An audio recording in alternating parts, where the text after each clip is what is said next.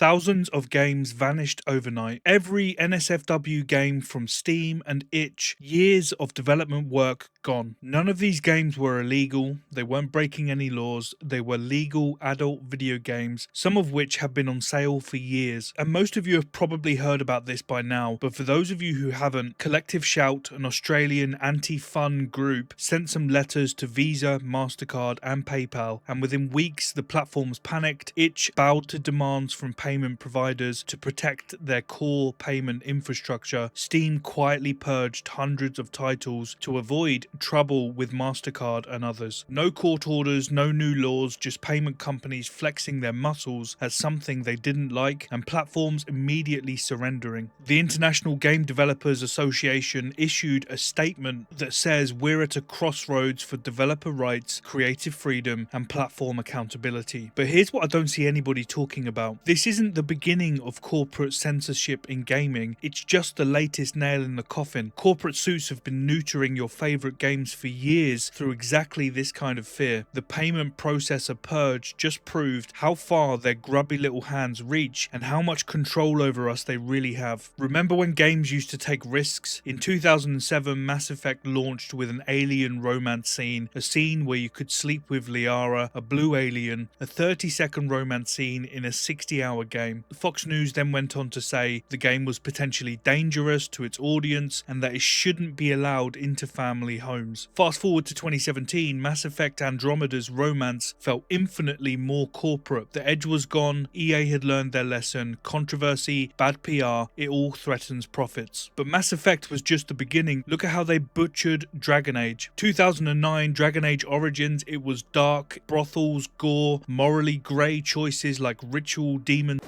and the option to execute your own companions. It didn't shy away from anything, but when 2014's Inquisition launched, most of this edginess was toned down, the tone had completely shifted towards mainstream acceptability, all the rough edges were sanded off that might risk offending somebody. And then they turned it up to 11, and look what that got us. Dragon Age the Veilguard, a game so beige, so sanitized, so terrified of offending anyone that it ended up appealing to exactly nobody at all. That's what happens when corporate suits make creative decisions, zero risk. But wait, because it keeps getting worse, it's everywhere. The classic Fallout games, they let you literally children. A weird flex, but it earned you the child killer reputation, made NPCs react with horror, but it was your choice. Yeah, it was dark, absolutely, but it meant your actions had weight. Fallout 3 and literally every other Bethesda game after made all child NPCs invulnerable. They just couldn't die. The corporate calculation was simple. Avoid the firestorm that would erupt if a modern game allowed child violence. We can't have Fox News running segments about digital child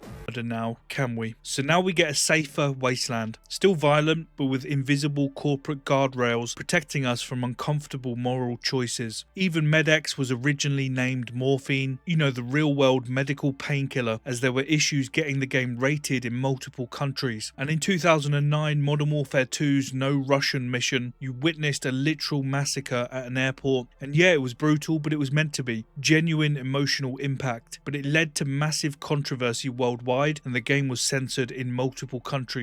Activision later came out and said they're never going to have another No Russian style controversy. Never again would Call of Duty attempt anything that controversial. And COD now is just conventional heroics and set pieces, no uncomfortable questions about the nature of violence or war, just safe, sanitized action movie logic. Far Cry 5, it was set in rural Montana against a doomsday cult. It was the perfect setup for political commentary about extremism, and instead, as Polygon's review said, the game went to ridiculous lengths to avoid upsetting anyone. The cult felt like it was designed by committee so that folks on either side of the political spectrum could happily murder them. No clear identity, no real world parallels, just generic bad guys that wouldn't offend anybody. Pure corporate cowardice masquerading as creative choice. And even the untouchable Rockstar started censoring themselves, the studio known for controversy, humour and risk taking. In 2022, 9 years after GTA 5's release, days, Rockstar quietly removes content from the remaster. And what dangerous, offensive material got the axe? Well, you might remember the Captain Space Toy action figure, and its crime was having interchangeable genitalia. As a throwaway joke, nobody was campaigning against plastic toy genitals, but an advocacy group complained and Rockstar immediately caved. And this is Rockstar, the company that built their reputation on being proudly controversial. Now they're censoring decade-old jokes that offended precisely nobody until someone decided they should be offended. And if even Rockstar won't stand behind their own creative choices, we've got no hope. Even industry legends are talking about it. Hideo Kojima said last week that too many AAA games are churning out things that are safe and tremendously boring. Ken Levine, the creator of BioShock, said big studios play it very safe with AAA games because budgets are huge and failure is catastrophic, leading to boredom and stagnation. And the International Game Developers Association, in their recent statement about the payment processor issue, they revealed even more truth. Games that feature consensual adult content are easily targeted under vague or overly cautious enforcement, often forcing developers into silence or self-censorship because platforms fear perceived risks. And self-censorship, that's the key phrase there. Developers aren't being ordered to cut content, they're doing it themselves out of fear, before we even get to see it, before the idea even exists. The one that cuts deep for me, Dead Space 3, the original was pure survival horror, terrifying, critically acclaimed, but EA decided it was too scary for mass appeal. Their solution, strip away the horror, add co-op gameplay, make it less lonely, less disturbing, and as their producer later admitted, Dead Space 3 lost its identity trying to broaden its audience. EA needed it to sell 5 million copies, so they systematically removed everything that made Dead Space special to chase mass appeal. The franchise died because corporate suits were afraid of scaring people in a horror game. And some companies are pushing back. GOG launched their Freedom to Buy campaign. They gave away 13 NSFW games for free, saying that some games vanish not because they broke the law, but because someone decided they shouldn't exist. And over 1 million of us claimed those games in 48 hours. The hunger for creative freedom is obviously there. But the payment processor purge proved that corporate control goes way deeper, and we've been watching this system build for years. Platforms like Steam and itch don't just follow laws and ratings anymore, they've built their own content policies on top. Why? For brand safety, corporate image, advertiser comfort, reducing the risk. What we're seeing now isn't just random corporate decisions, it's a perfectly designed system of control. Platform policies that go beyond legal requirements, advertiser pressure for brand safe content, payment processors with vague moral standards, social media outrage cycles that punish any sort of risk taking. It all feeds the same goal: protect profits above creative expression, which, you guessed it, leads to safe, shallow, bland game experiences because everyone is too scared to try anything else. And the mad bit is, these aren't even the platforms making or hosting the games, they're the financial infrastructure behind these platforms. And as the IGDA warned, financial institutions are now influencing which stories can be told and sold in games with minimal transparency or public accountability. When payment companies can disappear thousands of games overnight without legal orders, without transparency, without accountability, they've become the ultimate creative gatekeepers, the final boss. They don't need to ban content, they just need to threaten to cut off payment processing, and platforms immediately self-censor. It's corporate censorship perfected. No laws to challenge, no politicians to vote out, no clear standards to follow, just financial pressure and corporate fear deciding what stories we get to experience. And Polygon's Far Cry 5 review nailed it. They said that Far Cry 5 wants to appeal to everyone, but ultimately says nothing. And that could be the tagline for AAA gaming in 2025. A $70 product that says nothing. A story that says nothing. Every time we shrug and say, it's just a platform policy, every time we justify a publisher's cowardice because they don't want controversy, we teach them that the system works. And that system, it's not run by moral crusaders, it's run by suits, and it's far more effective. Today's gaming industry operates under stricter creative conditions than it ever has. Visa, MasterCard, PR departments, brand risk calculators, and boardrooms full of cowards. Your games feel bland because the people funding them are terrified of Twitter backlash. Your favorite devs are choosing silence because silence doesn't threaten quarterly earnings. And the payment processors, that was just the mask slipping. That was proof of just how far this control now reaches. The corporate victory is complete, games are sanitized, and the question is,